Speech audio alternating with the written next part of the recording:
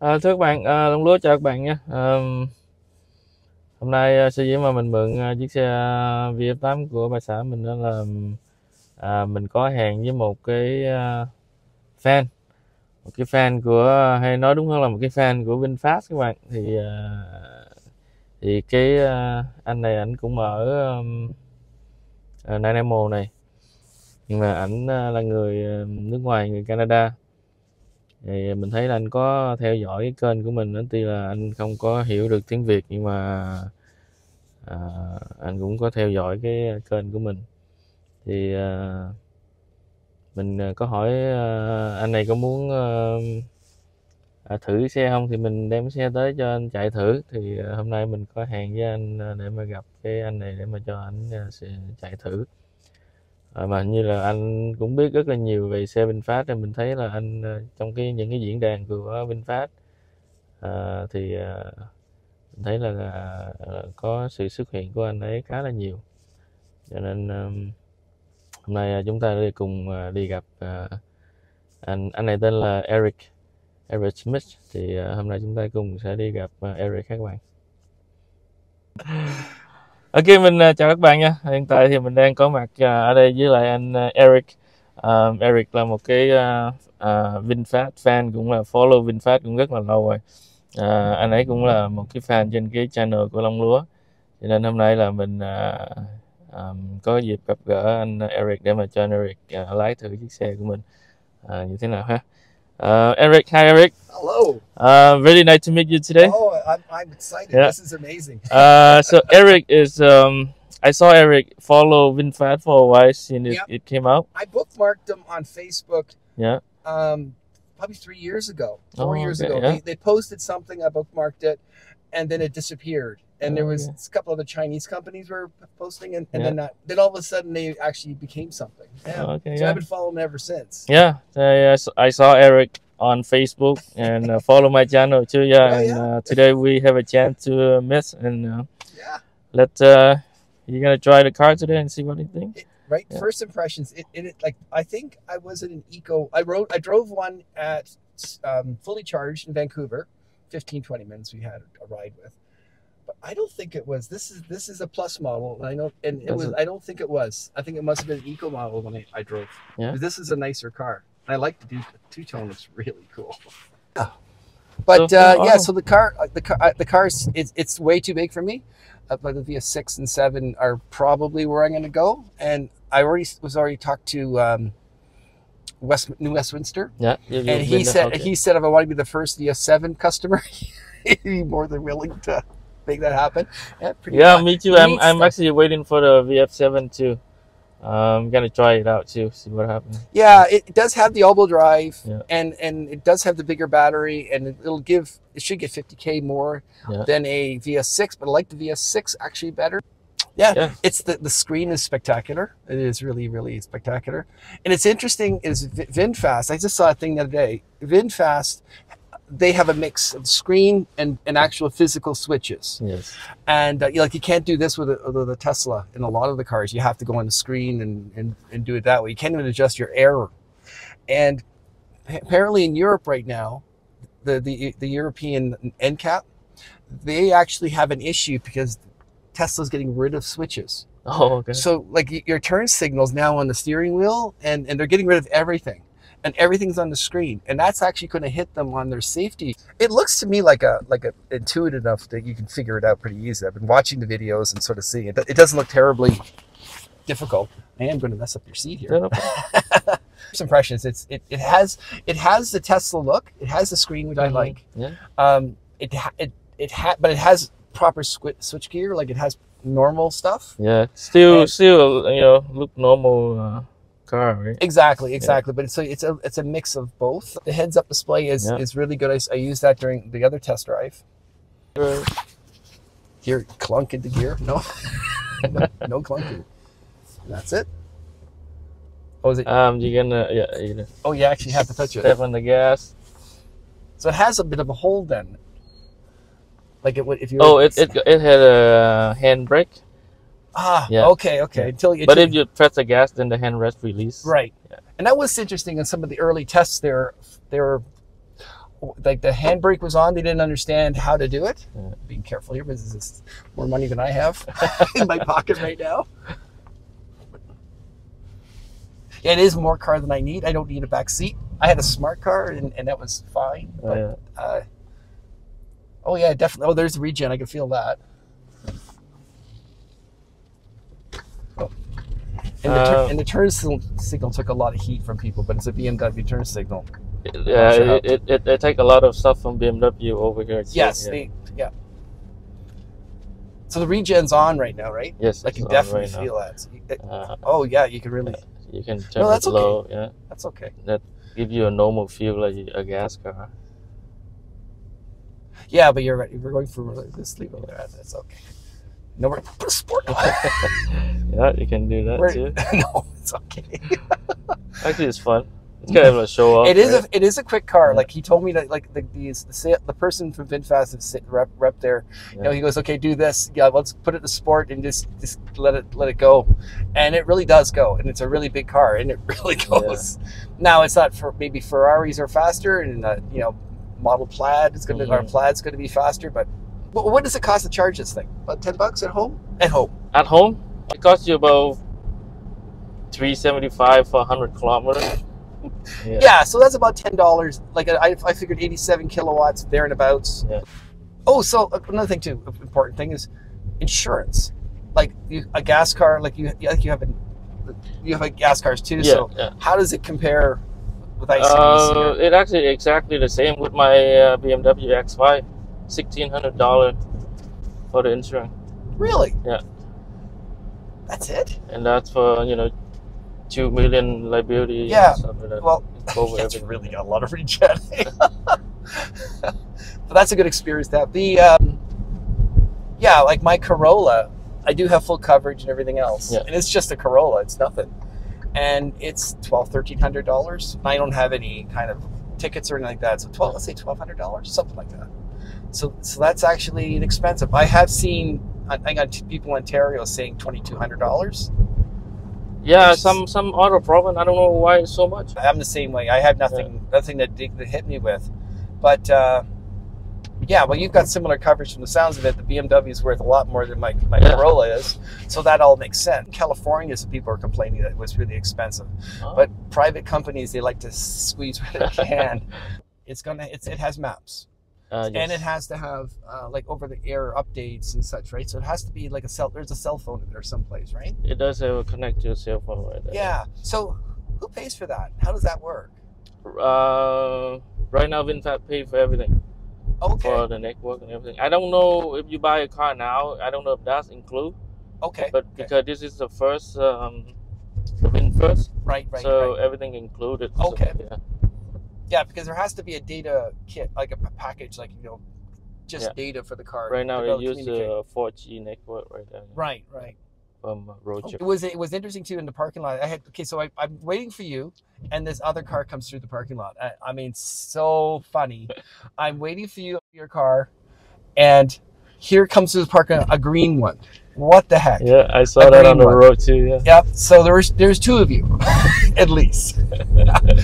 And then I'm waiting for you, and here another VinFast. It's my second VinFast ever on the street in Nanaimo. It's so funny.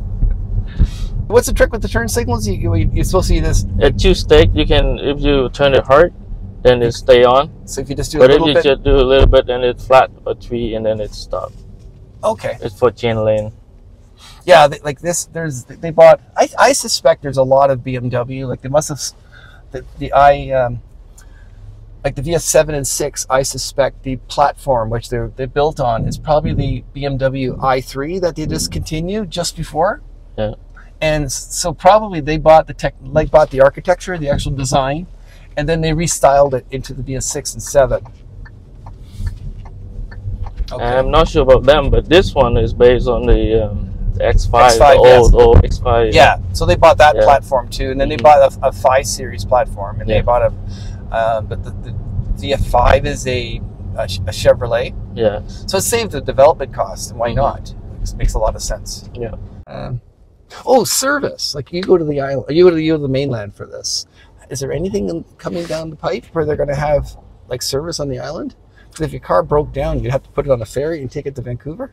If your car broke down, they will tow it. That's what they said. They will send truck over to tow it over there. Oh, okay. That's what they promised me.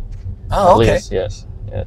Yeah, and in the U.S. they have like remote. It's like Tesla has, where the remote service. Yeah. They'll send the truck out to your house, and they'll actually they were exchanging them. They'll give you a loaner car. Yeah. So it goes 3 times. Oh, I held it too long, so now and then you have to give it a tug down, right, to make it cancel? You can do one more up and then it cancel. Oh. Yeah. Yeah, they were so incensed in those early videos about the turn signal. Yet they must have never test drove a BMW, because every time you move the steering, it cancel. It doesn't matter which way you move it. If you move a little bit, it cancel. Yeah. So does it self-drive? Like you just have to hold the wheel or something? No, right now you can just release. As long as you saw the green, the blue light. I don't feel comfortable. Okay, now it's good. Yeah. So now it's driving itself. Does that go at a certain speed? It starts at? Nope. It just like you couldn't do it in town, like 60 kilometers. As long as they saw, as long as they can see the light, they would do it. Interesting. Yeah. And now they ask you to touch the steering wheel a little bit. Okay. It just wants you to make sure you're not sleeping. Yeah. And apparently this will tell you that it'll watch you and tell you that you're sleeping. Yes. Until you wake up.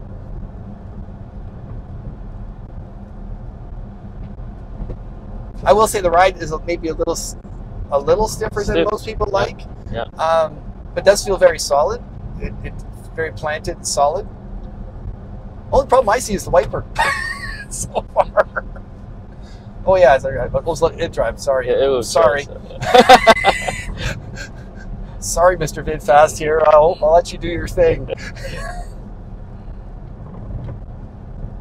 It's amazing what they've been able to do over there. Like they said, like the factory, they built it in a swamp. Yep. So they had to backfill it all, drain it all, and then they built everything in 2 years. 2 years. They must be super frustrated with the Americans, because they have been getting like permit, everything. Just like we here building a house, everything permit, and. But they've really given them a hard time with permits and everything else. Like Tesla had that in Germany too. The Germans are very good for being picky. Yeah. That's nice. It will turn. The Corolla has something similar. Well, it'll sort of tug the steering wheel and keep you somewhat straight. Yeah. I don't trust it. It's not a very good system. The automatic lights in the Corolla, it has two where it drops it to low beam from high beam. Yeah. Well, with the Corolla, we went for a drive in the rain like this, my wife and I got pulled over because the thing didn't work. And a cop, it was coming the other direction, got full high beams into him. And I've never used it since. It does work when it's nice and dry, but you don't necessarily think about, is it raining outside? Today I can't use this thing. It's silly. There's nothing wrong with this turn signal. I don't know why people were so complaining about it. They're not used to it. Yeah, but if these testers were like real car guys, they would have driven BMWs, which have exactly the same. Oh, you're talking about like those YouTuber one. Yeah, the very early. Yeah. What's that? Oh, I see. When you brake, I braked, it went back off. Okay. Yeah, lots of regen. Just again, like Tesla's supposed to be super regen. Well, that's where I think too for myself. Like a Model 3 is like $54,000 before everything, and so the VF7 should be a competitor for that one, so it should be in that range, but more for the money. I think it should be under 50,000. I think for the Plus model, and maybe it should be like 49,000, and you can put a couple thousand more extras into it. But it would be the 4-wheel drive, 350 horsepower, Plus model for about 50,000. Then it's priced right. And I noticed that Vietnam, most poor people over there having to buy cars. I don't know how they afford them. If they did it one for one, it should be like $48,000 for the Plus VF7. Yeah, I would say about 45. Yeah, under 50 for sure. And then the VF6, because the battery's 25% smaller, so there's a lot of money for the company. Like size of the cars, that's the issue. Is the battery is going to be smaller, 25%. So that's the big price. So it should be low 40s, high. They should be able to get them in at 38,000. Yeah. Like they should have like an eco model VF6 for 38 grand. That's my thinking is 42, 45 at the absolute top.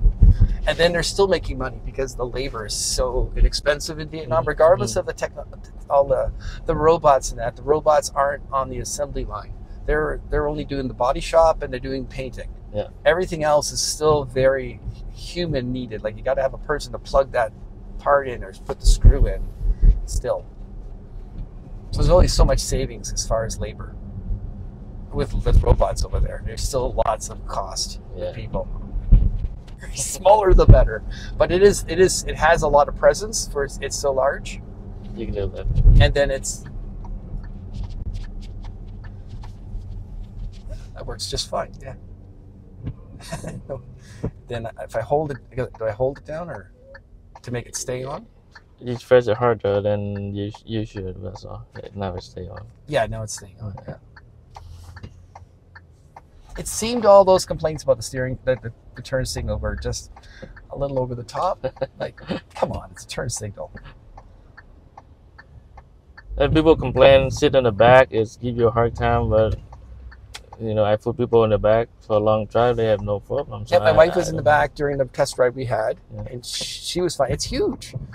You can put so many people. It's crazy big in there. Drives very much like a normal car. Yeah. They're really,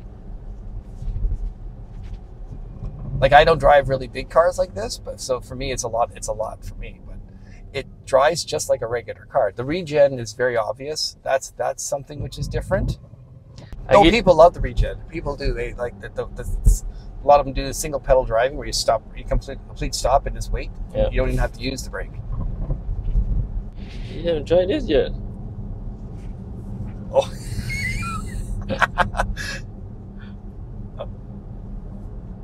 Yeah, like it does go. You can definitely feel it. There's no room here, but yeah, it definitely does go. Oh, and what do you get for range? Like I saw you went to Courtney there, Courtney Comox. So you did a whole day there. You must have done 350 kilometers, right? Over 200, yeah. I still have, was it 30? When I left, I have 90%. That's right. When I came back, I still have 35%, 36% left. Okay. That's not bad. And how many? You must have done 250 kilometers. 220, I think. 220. 220. Yeah. It's funny. My wife, I said to my wife, "Oh, he's got another video." And he's saying, "Look, I can see. Like I know Courtney Comox, right? Yeah. And oh, look, there he is." She goes, "I saw that guy on the highway." Because we're in Parksville, just north of here. Yeah. I saw a British road test on a bunch of EVs, and all the Toyota ones were the worst. They took them on basically a car racetrack, and this drove them to the point of stopping, like until the battery ran right down. To basically see what it's rated for, what it actually got, and they did it on a day like today with like 10 degrees, rainy, and not nice, right? Yeah. And all the Toyotas they just ran out of battery really, really fast compared to the other cars. And then they had two Volkswagen ID.7s, so the bigger ones. One had a heat pump and one didn't have a heat pump, and it was barely 10% difference. So 30 kilometers on a charge, and the heat pump could be like $2,000 or more. And I'd seen one person with a Tesla Model Y. He had just come out of warranty. You don't get the 10-year warranty like VinFast, right? You get only a regular manufacturer's warranty. And he said he got an error message on his screen, contacted Tesla, and he went, "Yep, you need a heat pump, $2,000." It was $2,000 Canadian. I think it was 15 US. So $2,000 for the heat pump. And he was out of warranty, where if you had the VinFast, you would still have warranty on it. You'd be fine. You just take it back. But you don't have the heat pump. It's still $2,000 is a lot of money to pay. Yeah. And then you're only getting, again, about 10%. So it's not like a huge difference. Awesome. That was great. Good experience.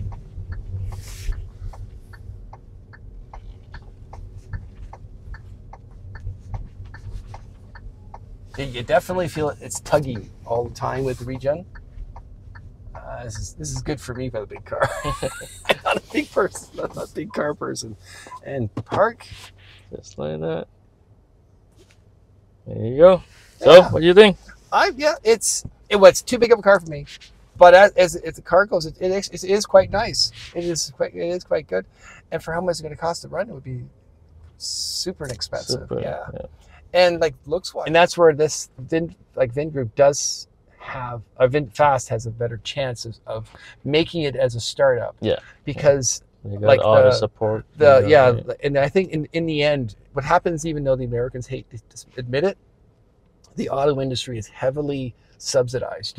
Like every factory, doesn't mean the Vinfast plant, every one of these factories in Canada too, Ontario, there's a new Stellantis, like Chrysler battery plant, heavily financed by the federal government, provincial government. We have nowadays. But yeah, thank you so much for everything. This was awesome. It's really a really interesting, great experience. Just fantastic. A trusting person. Thank you, Eric. Thank you for coming out today and let's try the car today. And apparently you know a lot about car, than me. For sure. Yes. You've done a lot of research, and yes, it's cool to have you on the channel today. My pleasure. Yes, absolutely. This was awesome. This was really awesome. Absolutely. So here we go. There's a true Vinfast fan right here in Nanaimo. Vinfast, a VF7, really cheap, please. Make me a deal. Make me a deal I can't say no to. No, absolutely. All right, Eric. Okay. Thank you. Thank you so much. Vâng, thưa các bạn, vừa trò chuyện với anh Eric tới đó thì cái máy quay của mình nó cũng bị hết pin các bạn, cho nên thì mình cũng xin phép là kết thúc cái buổi trò chuyện với anh Eric ở đây ha. Thì thưa các bạn, ban đầu thì mình cũng dự định là sẽ nói bằng tiếng Việt, xong rồi sẽ trò chuyện với anh Eric bằng tiếng Anh, rồi trở lại bằng tiếng Việt cho các bạn biết. Nhưng mà như các bạn đã thấy đó thì anh Eric có vẻ là đã nghiên cứu về xe Vinfast rất là kỹ rồi, cho nên anh ta nói rất là nhanh và rất là nhiều, cho nên mình cũng không có tiện là phải ngắt lời của anh ta để mà chuyển sang tiếng Việt, cho nên các bạn cũng thông cảm ha. Thì mình xin tóm tắt lại. Nếu mà các bạn có muốn xem anh ta nói cái gì cho chính xác thì các bạn có thể dùng Auto Translate ở trong YouTube. Thì mình nghĩ là các bạn cũng có thể dùng cái hệ thống đó để dịch để mà xem cũng được. Nhưng mà mình xin tóm tắt lại những cái phần mà anh Eric vừa mới nói cho để các bạn nắm được chút xíu. Thì đại khái là mình thấy là Eric đã tìm hiểu rất là kỹ về xe Vinfast từ những ngày đầu tiên, theo như anh ta nói. Thì những cái ngày đầu tiên khi mà Vinfast vừa công bố là sẽ bán xe ở Bắc Mỹ này, thì Eric cũng đã là đăng ký để mà tham gia nhiều những cái thông tin để mà nắm được những cái thông tin về xe Vinfast. Thì cho đến hiện tại thì khi mà có những cái triển lãm hay này đó ở Canada thì Eric cũng đã có tham gia, cũng như là đã tham gia được trên các cái diễn đàn. Và Eric cũng xem tất cả những cái video clip mà YouTuber làm về xe Vinfast, từ những cái video mà Vinfast bị lỗi cho đến những cái video của những fan hâm mộ Vinfast, thì hình như là Eric đều xem hết. Trong lúc mà nói chuyện với Eric thì mình thấy là Eric đã có sự nghiên cứu rất là kỹ về xe Vinfast. Mình cũng rất là ngạc nhiên. Tuy nhiên thì Eric không có định là sẽ mua chiếc xe VF8, mà Eric đang hướng tới chiếc xe VF6 các bạn. Vì do Eric chỉ có hai vợ chồng mà mỗi người một chiếc xe rồi, cho nên là không cần, và Eric không cần cái xe lớn, cho nên cái xe mà Eric đang hướng tới là có thể là VF6, nhưng mà cũng có thể là VF7. Anh ấy chỉ cần một cái xe nhỏ thôi. Thì đó các bạn, Eric đã tìm hiểu rất là nhiều về xe điện Vinfast cũng như là Tesla. thì cũng đã biết khá là kỹ về hai cái mẫu xe này. Thì Eric cũng là một cái người mà mình thấy là rất là tinh tế. Anh ấy tìm hiểu những cái gì mà mình cho là những cái lỗi của những chiếc xe, cũng tìm hiểu khá là kỹ, và những cái nhược điểm, những cái ưu điểm của chiếc xe như thế nào thì mình thấy là anh Eric đã dường như là đã biết hết rồi. Cái gì mà mình biết thì anh Eric cũng đã biết. Cho nên mình thấy anh ta rất là tinh tế, tìm hiểu rất là kỹ, cũng như là rất là công bằng. Có một số cái mà anh ta thấy là những cái YouTuber review không tốt về chiếc xe VF8 thì anh ta cũng tìm hiểu rất là kỹ từ nhiều kênh để biết được chính xác hay là không. Và khi mà cầm lái cái xe của mình thì anh ta có nói là nó không tệ như mà những gì mà một số kênh cũng một số kênh đã chia sẻ. Đấy, thì khi mà mình muốn sở hữu một cái sản phẩm nào mà mình thích thì đó là cái cách rất là hay. Mình tìm hiểu thật kỹ về nhược điểm và ưu điểm để mà mình đưa ra được cái quyết định cho riêng mình, thì đó là cũng là điều rất là tuyệt vời. Ok, thì mình thấy là video cũng khá là dài rồi, cho nên mình xin tạm thời là kết thúc cái video này ở đây ha. Thì, rất là cảm ơn các bạn đã đồng hành cùng với Long Lúa. Hẹn gặp lại các bạn trong những cái video tiếp sau ha. Chào tạm biệt các bạn.